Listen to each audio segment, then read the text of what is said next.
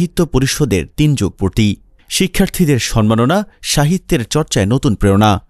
কেবল সাহিত্য নয়, শিক্ষার আলো ছড়িয়ে সমাজকে আলোকিত করার লক্ষ্য নিয়ে যাত্রা শুরু করেছিল জ্ঞানার্ণব সাহিত্য পরিষদ।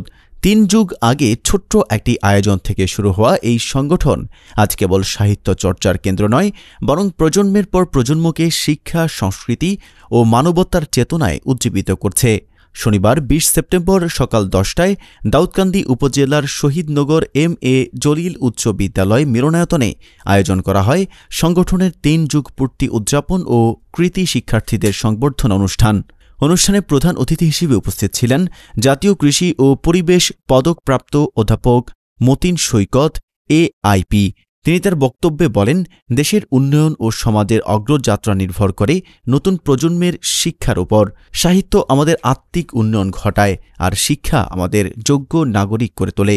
তার বক্তব্যে উঠে আসে প্রকৃতি, পরিবেশ ও শিক্ষার সমন্বয়ে টেকসই ভবিষ্যৎ নির্মাণের অঙ্গীকার। অনুষ্ঠানে সভাপতিত্ব করেন জ্ঞানার্ণব সাহিত্য পরিষদের প্রতিষ্ঠাতা সভাপতি খন্দকার আল মামুন। তিনি আবেগঘন কণ্ঠে স্মৃতিচারণ করে বলেন, ৩ যুগ আগে কয়েকজন তরুণের স্বপ্ন ছিল সাহিত্য ও সংস্কৃতির আলো দিয়ে সমাজকে আলোকিত করা। আজ সেই স্বপ্ন অনেক দূরে গিয়েছে। আগামী দিনে আরও শক্তিশালী হয়ে জ্ঞানার্ণব সাহিত্য পরিষদ শিক্ষার্থীদের পাশে থাকবে। সংবর্ধনা অনুষ্ঠানে বিশেষ অতিথি হিসেবে বক্তব্য রাখেন দুর্নীতি দমন কমিশনের সাবেক সহকারী পরিচালক মোহাম্মদ ওয়াহিদুজ্জামান, কবি, গীতিকার ও ছড়াকার গোলাম নবী পান্না, সোনালী ব্যাংকের সাবেক ম্যানেজার মোহাম্মদ শাহ আলম, সুন্দরপুর ইউনিয়ন পরিষদের ভারপ্রাপ্ত চেয়ারম্যান মোহাম্মদ আশরাফ ভূঁইয়া, বিশ্ববিদ্যালয় ভারপ্রাপ্ত প্রধান শিক্ষক মোহাম্মদ শাহজাহান, ম্যানেজিং কমিটির সভাপতি মোহাম্মদ আসাদুজ্জামান শাকিল, ডেকো গ্রুপের ডিজিএম মোহাম্মদ বজলুর রহমান প্রধান ও রেইনবো টিস্যু লিমিটেডের চেয়ারম্যান মোহাম্মদ নূর আলম ভূঁইয়া। অতিথিরা সবাই শিক্ষার্থীদের প্রতিভা বিকাশে সংগঠনের অবদান তুলে ধরে কৃতজ্ঞতা জানান। অনুষ্ঠানের সবচেয়ে আনন্দঘন মুহূর্ত ছিল কৃতি শিক্ষার্থীদের সংবর্ধনা।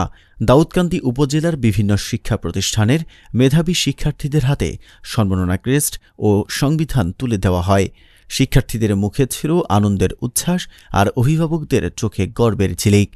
এদিন অনুষ্ঠানে উপস্থিত ছিলেন জ্ঞানার্ণব সাহিত্য পরিষদের সাবেক সভাপতি, উপদেষ্টা ও এলাকার গুণীজন। অনুষ্ঠানটি পরিণত হয় এক মিলন মেলায়, যেখানে পুরনো স্মৃতি, নতুন স্বপ্ন আর ভবিষ্যতের প্রত্যাশা মিলেমিশে যায়। অনুষ্ঠান শেষে অতিথি ও উপস্থিত শিক্ষার্থীরা মনে করিয়ে দেন, এমন আয়োজন শুধু সম্মাননা নয়, বরং শিক্ষার্থীদের দায়িত্ববোধ জাগিয়ে তোলে।